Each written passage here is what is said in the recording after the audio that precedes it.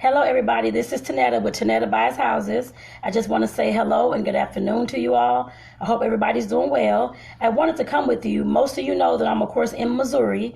So I wanted to come to you all with a short video series about the landlord-tenant laws here in Missouri. And I got this, of course, from online, of course, with our Attorney General's website. But I want to make sure that I go over this and, of course, give you all a bit of background about me and why I'm, of course, reading these kind of things to you, I guess I put it that way. Like I said, I definitely want to talk about the landlord-tenant laws here in Missouri because I used to work at a housing program for young ladies for about a little bit over 10 years, actually. I did the transitional housing program with the admissions and things like that, and then I ran the apartment program, the apartment building, for about 4 to about 6 years, actually, I think it was.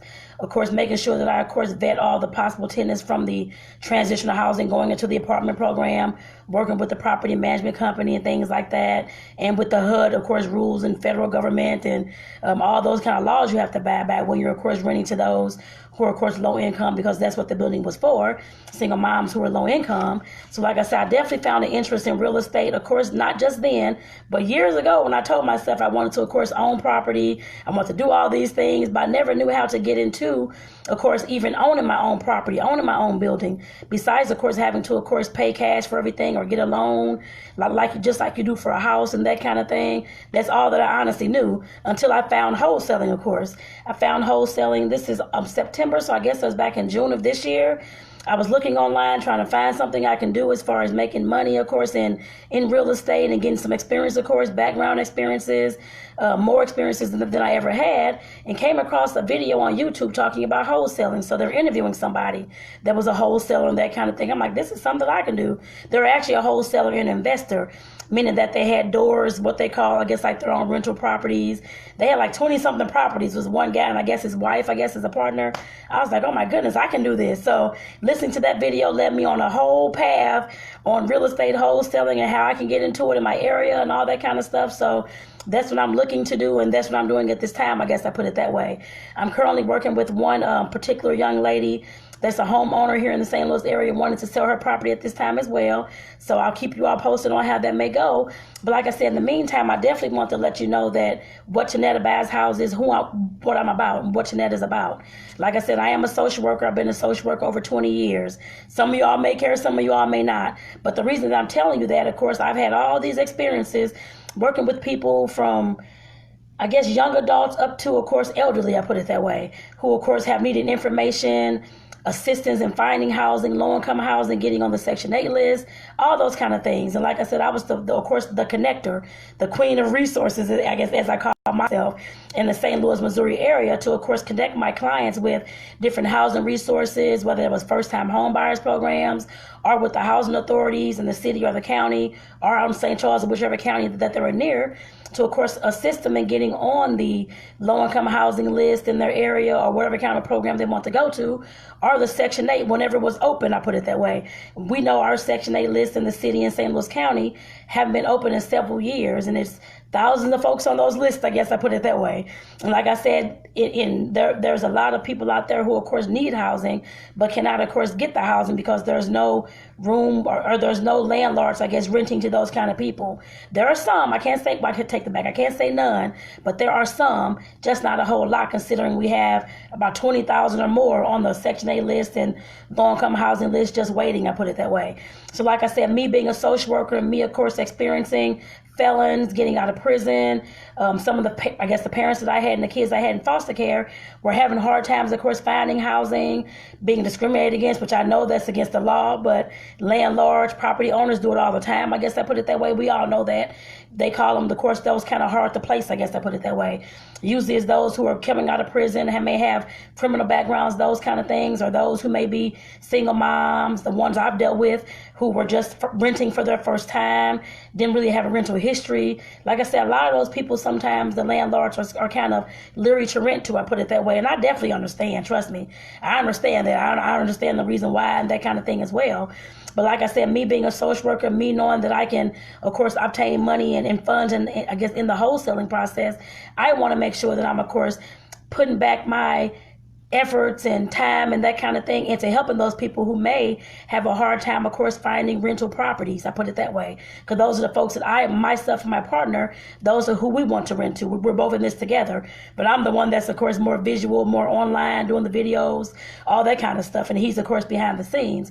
But like I said, that's who we want to rent to. Yes, we can rent to anybody, that kind of thing. We are, of course, at some point. But I, of course, want to give back to the people that I've always worked with, to the client. I know they're not going to be the same clients, I'm sure, but I do want to be able to give back into, like I said, my communities and the communities that I've come from, my family have come from, friends have come from, the clients I work with have come from, to, of course, let them know that I, of course, care and I, of course, know their struggles.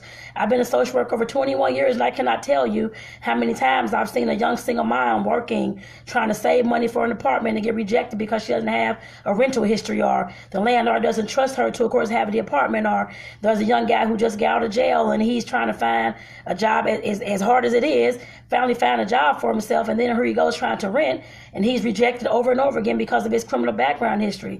Trust me, like I said, I understand all those things, but sometimes we have to give people a second chance is what I'm about.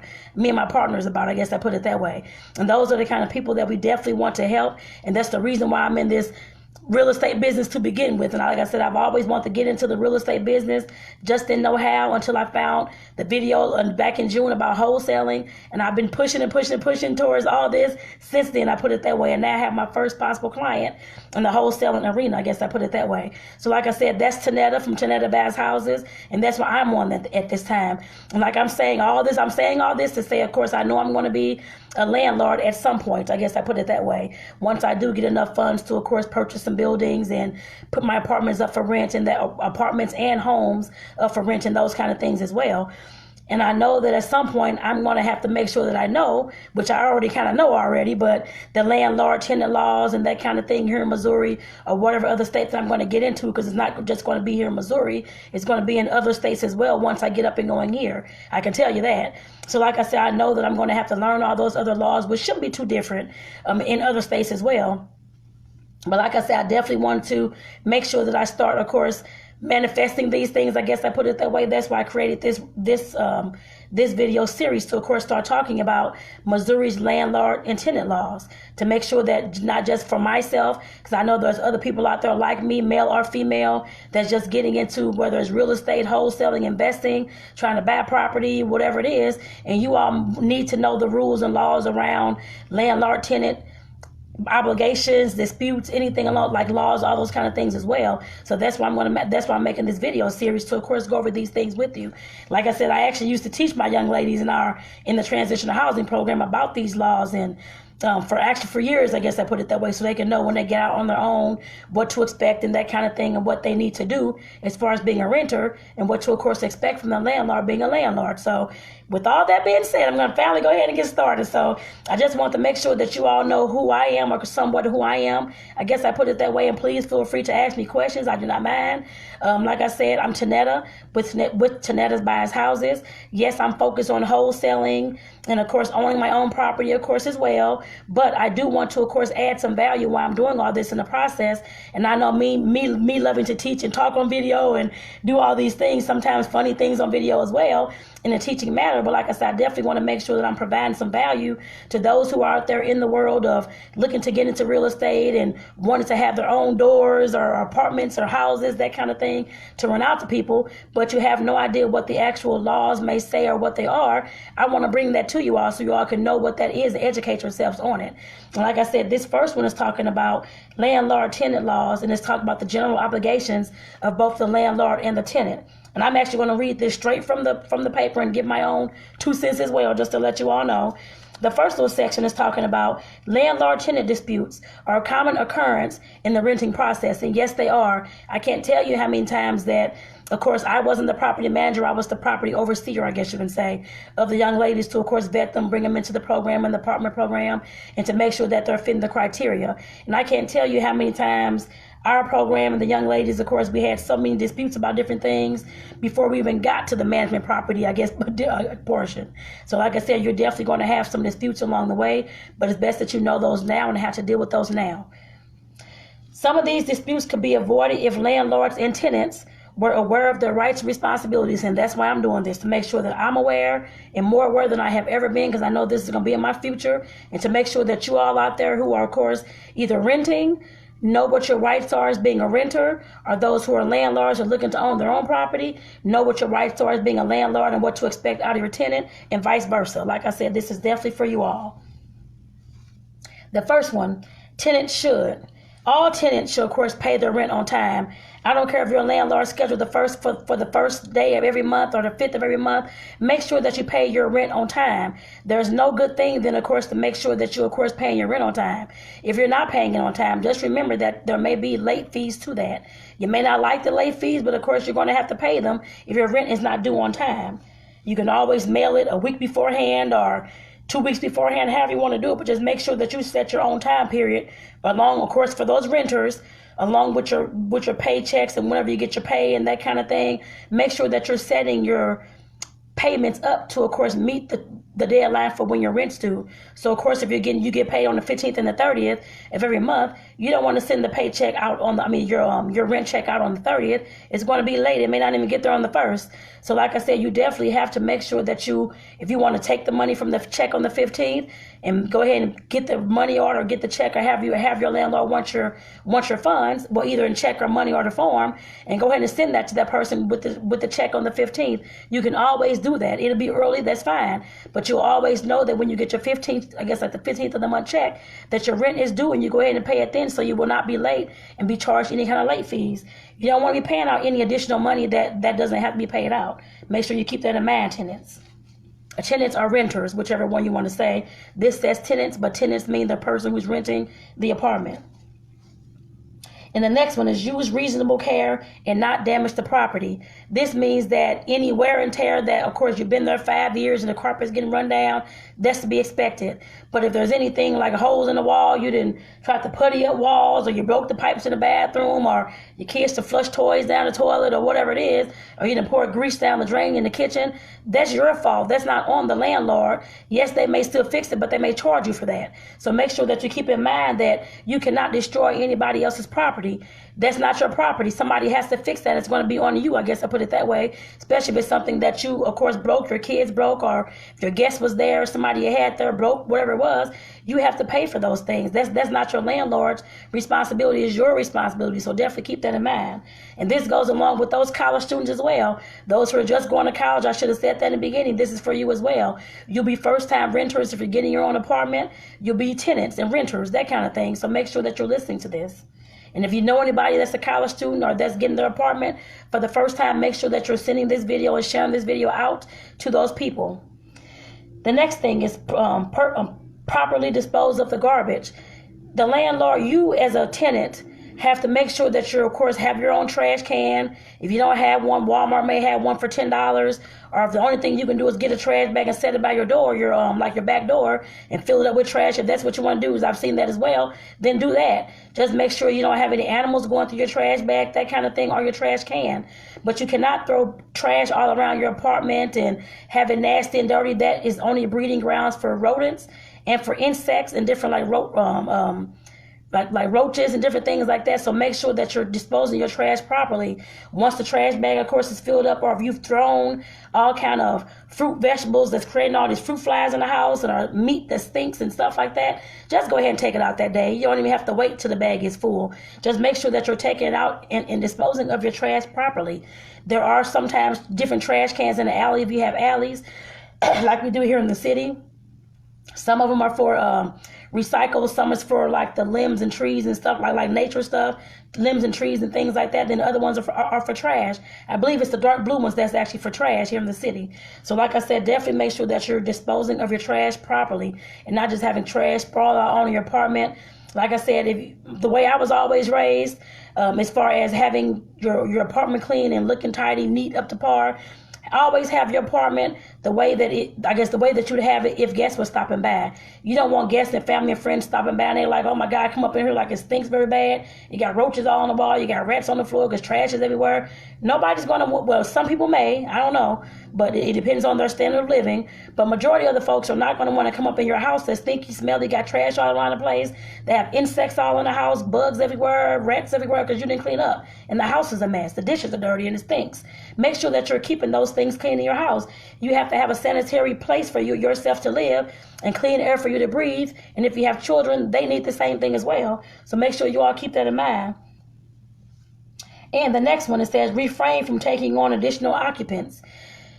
I don't know how many times, because of course, when I was, of course, overseeing the apartment, the 12-unit apartment building that I was, of course, working at, it's just like, okay, young ladies, I understand that you have guy friends and that kind of thing, but you cannot have these folks who are staying with you that's against your lease. Unless that person is written into your lease, they've had their background check or whatever kind of employment checks or whatever that landlord is calling for, they cannot stay on your property. I think I should have had that written down somewhere, but there's about, I think it's 30 days or less, I believe. I want to say that's what that said, that you can have someone staying with you that's not on your lease. Anything more than that, I want to say that that's the time limit, that they have to get out of your place. They cannot indefinitely stay with you. If you're going to have somebody come in and stay with you and you want to change your lease and you met a new man or a girl or whatever it is, make sure that you're making your landlord aware that so-and-so is moving in here. Ask if that's even possible, because you have no idea what the occupancy permit even calls for. If it's just an occupancy permit from the city that you live in for one person to stay in that apartment only, if you have two people staying there, that's against the city's codes and occupancy permits. So make sure that you're looking at those things for one. For two, your landlord has to agree with that person coming to stay with you. Not just that that they're going to come stay with you because you love them and y'all want to do this and that. That's not how life works. It may work like that in your head, but in real life, it does not work that way. So keep that in mind. You have to get permission for those things. If you're not getting permission for those things, the landlord can, of course, ask for you to leave that property. So let's keep that with a legal way. So make sure that you keep that in mind, that it's not your property. You don't own that. Somebody else owns that, and they have the right to tell you what to do in that apartment while you're there. So make sure that our house, so make sure you keep that in mind.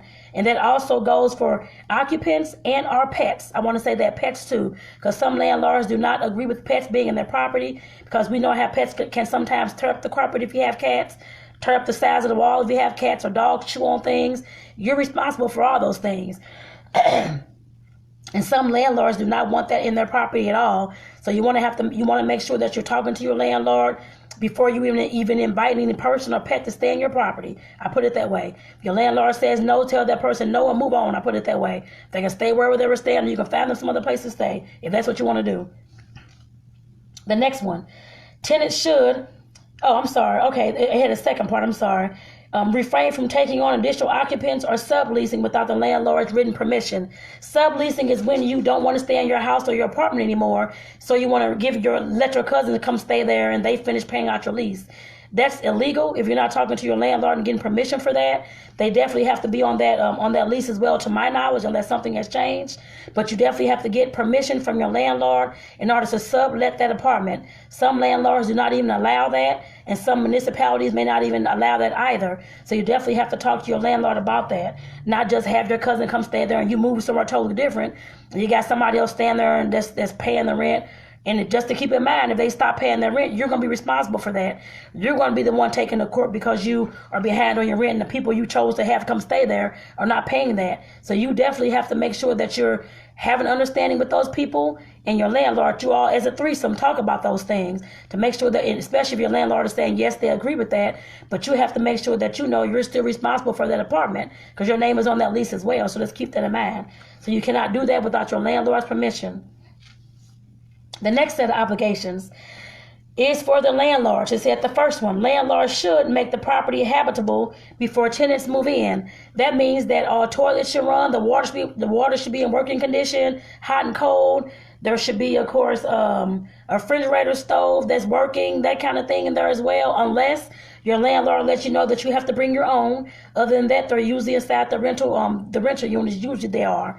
But like I said, if you have to bring your own, then bring your own. But like I said, it definitely has to be in working condition, not having any mold in the ceilings or leaky ceilings, leaky roofs, is all on the bed, water's dripping down. The landlord has to make sure that all those things are fixed before you move into that apartment. And you being a renter, you have to make sure that you, of course, are doing a walkthrough, an inspection of the apartment or the house to make sure that it's in livable condition that you're going to agree to move into. Because once you sign that lease, you sign on that line, that's your contract for the next year. You should have thought about those things before you even sign the lease, so you have to make sure you're doing your walkthrough. And landlords, like I said, you have to make sure that your property is definitely habitable, not anything that can cause somebody else harm that's moving in. But roaches, insects, rats, all those kind of things, if it's something like that, you have to make sure, of course, rats and insects, sometimes you can't in the cities. Sometimes you really can't avoid that sometimes, but you do have to make sure that you're exterminating every so many months, that kind of thing, and letting the tenants know that this may have been an issue in the past, but you are going to stay up on the extermination schedule, I guess I put it that way. You can say that,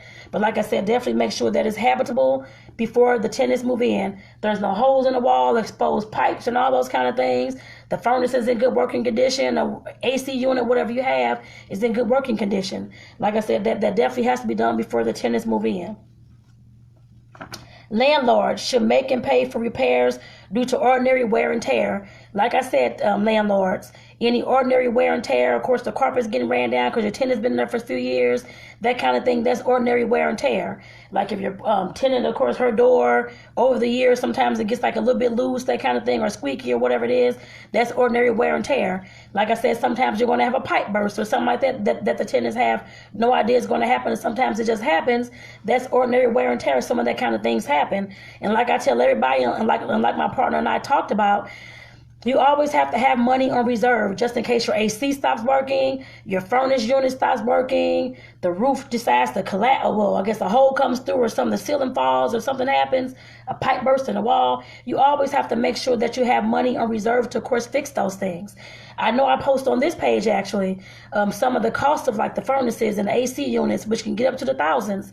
Make sure that you have money on reserve every month that you're, of course, collecting your rent and that kind of thing. Whatever money you have to put towards your mortgage still on that property, make sure that you're at least setting a percentage of that afterwards towards your, of course, like your little rainy day fund for your apartment building or your house, just in case something would go wrong, so that you can already have a lump sum of money that's sitting there waiting for you to, of course, pick it up, just in case the AC unit goes out in the middle of the night or something happens. So you can make sure you already have that money on reserve. So make sure you have the money, or like I said, money on reserve, and of course companies that you can call and you've connected with that's going to help fix that ordinary wear and tear. So just keep that in mind, landlords. And that's something that like I said, we talked about as well.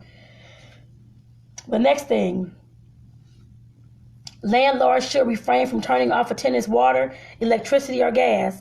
Those items should not be in your name, I'm assuming, unless you have it written in the lease somewhere where they're in the landlord's name.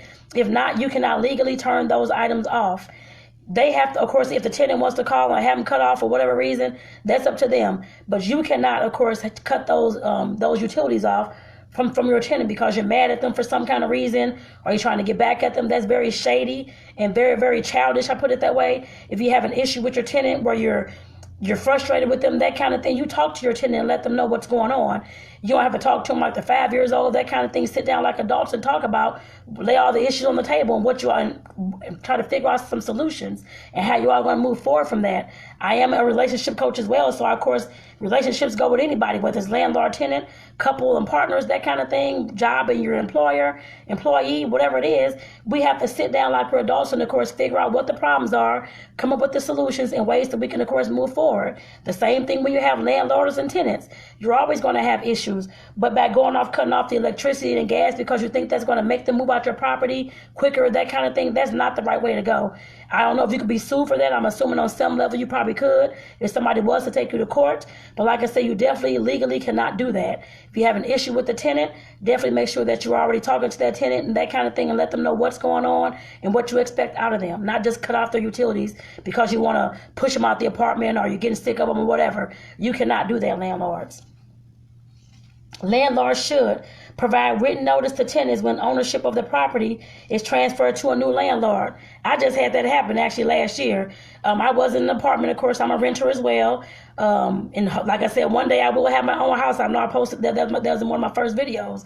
But getting back to what I was saying, as far as when property ownership changes hands, when there's a new property owner taking over the property that the landlord's selling, you have to tell the tenants that because that's just out of course respect for that tenant, and let them know what's going on, the process, that kind of thing. It may take so and so amount of days or weeks or months or years or whatever it is.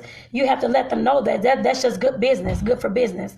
Never just sell a building and your tenants have no idea what's going on, and they're still sending paychecks. I mean, they're on paychecks, still sending their rental checks to you and this kind of thing. Things are getting confused. That is not good for business.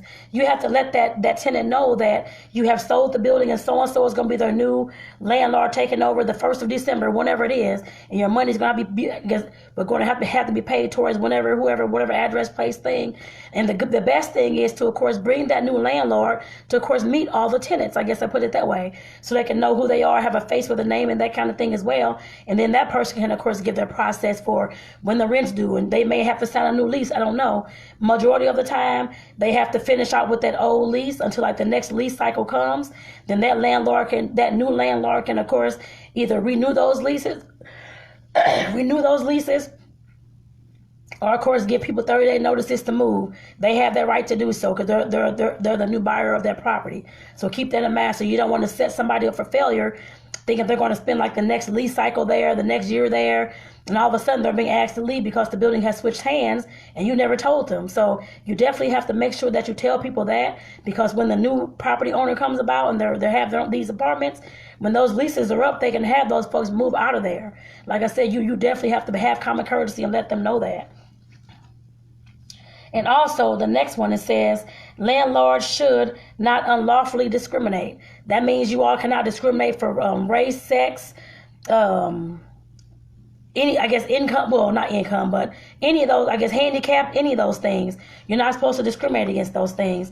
But I know we live in a world where discrimination happens a lot. And I know there's landlords out there who do discriminate, I guess to put it that way. That's why I was making this video. I know there's some landlords who do discriminate against those who are getting out of prison. We all know that they need some place to stay as well, but there's sometimes they have a hard time finding housing. We know that there are some single moms out there or new apartment renters who are in college or whatever it is, just getting out on their own. Some landlords are skeptical at times to rent to them. There may be some landlords that may have elderly couple or elderly people that may want to move in, but they may be scared to rent to them because of their fixed income or because of they need a wheelchair ramp or whatever it is. You have to make your place accessible. If you plan on renting to these people, I'll put it that way. Just keep in mind that you cannot discriminate against anybody because of age, sex, religion, any of those things. They can call, of course, different people to, of course, handle their case in the the legal services for Eastern Missourians. That's what they deal with tenants, renters. If you are having anybody that's discriminating against you as far as moving into property, you know that's the issue, of course, call the legal services of Eastern Missouri and they can, of course, assist you. They're over on Forest Park in St. Louis City. I don't have the phone number with me offhand, but they are in St. Louis City over on Forest Park Boulevard. So make sure that you keep that in mind as well. And I will also talk about those kind of things in a later video.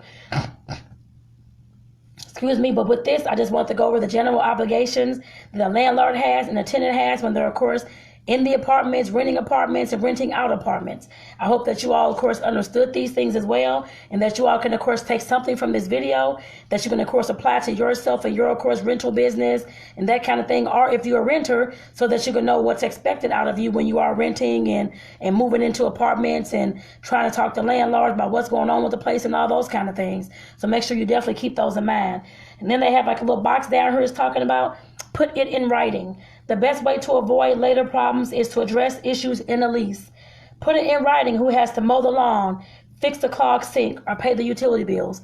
Make sure all those things are in writing. I don't care what the landlord verbally said. I don't care what the tenant has verbally said. It's not a legal statement, I guess I put it that way, if it's not in writing, if it's not something that you all can look at and say that you agreed to do so and so for the rest of the time that you're staying here. You can verbally say that, yes, But if it's not in writing, nobody has to do anything. So keep that in mind. It definitely has to be in writing. So with that, I want to say thank you all for tuning into my video. I am Tonetta again, with Tonetta Buys Houses. And like I said, I'm a wholesaler and a real estate investor who will, of course, have her own rental property at some point. I can tell you that. So once again, thank you for watching this video. And for those who catch the replay, I hope this video helped. For those who are, of course, renting and trying to learn the landlord-tenant laws and never knew. And for those who are, of course, becoming new landlords and property owners who do not know what to, of course, how to, of course, have their apartments, what it means to be a landlord, and what their obligations are to be a landlord. I hope this helps, of course, both of you all. And if you know somebody this can help, definitely forward this video and share this video with them, y'all. All right, thank you all. Have a great evening. Bye-bye.